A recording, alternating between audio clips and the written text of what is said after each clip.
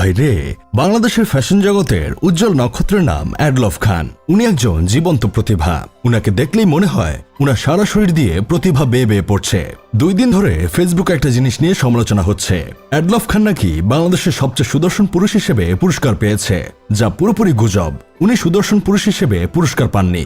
উনি পুরস্কার পেয়েছেন উনার ফ্যাশন ডিজাইনের জন্য। যদিও আমার মাথায় আসে না উনার ডিজাইন করা পোশাক কারা পরিধান করে। যারা পরিধান করে তাদের ব্রেন নির্ঘাত হারিয়ে গেছে, নয়তোবা হাগুর সাথে বের হয়ে গেছে। না মানে সুস্থ স্বাভাবিক মানুষের তো এমন ধরনের পোশাক কোনোভাবে পরা সম্ভব না। আমার মাঝে মাঝে মনে হয় আমাদের দেশে যারা দুর্নীতি করে তাদের শাস্তি হিসেবে সিদ্ধ ডিম থেরাপি না দিয়ে অ্যাডলফ খানের পোশাকগুলো পরিয়ে রাস্তায় 1 ঘন্টার জন্য ছেড়ে দেওয়া হোক। এমনটা করলে আশা করি ইজ্জতের ভয় হলেও নেক্সট টাইম আর দুর্নীতি করার চিন্তাও করবে না।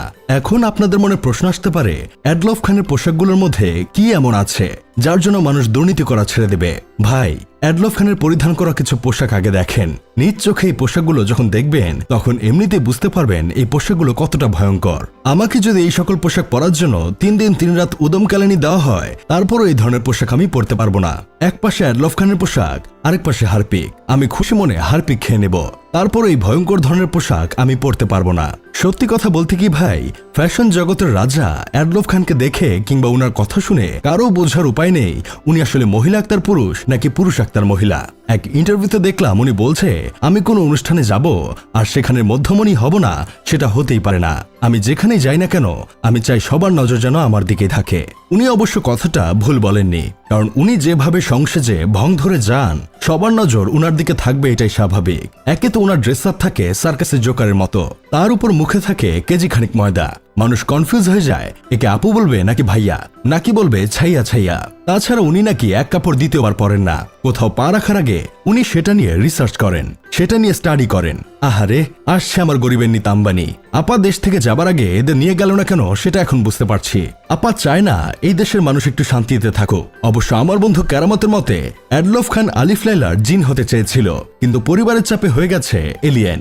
বাংলাদেশের ফ্যাশন জগতের আরেক উজ্জ্বল নক্ষত্র হলো এই এলিয়েন। মঙ্গল গ্রহ থেকে আমদানি করা এই অদ্ভুত এলিয়েনের নাম রুমি করিম। উনার পোশাক থেকে শুরু করে সানগ্লাস সবকিছুই রুচি দুর্ভিক্ষের প্রতিচ্ছবি। এইগুলো দেখলেই মানুষের পেটের মধ্যে থাকা গুড়াকৃমিগুলো চিৎকার দিয়ে মারা যায়, অথচ উনি এগুলো পরে বিভিন্ন অনুষ্ঠানে যান। এই ছবিটার দিকে একটু খেয়াল করুন, উনার গলায় যে শিকলটা ঝুলছে সেটা দেখে মনে হচ্ছে না এমন শিকল আরো কাউকে পড়তে দেখেছেন? জি ভাই, ঠিক ধরেছেন, আপনি জার্মান শেফার্ডের গলায় এমন শিকল দেখেছেন, অথচ উনি শেফার্ডের জিনিস নিজের গলায় ঝুলিয়ে ফ্যাশন নামে চালিয়ে দিচ্ছেন।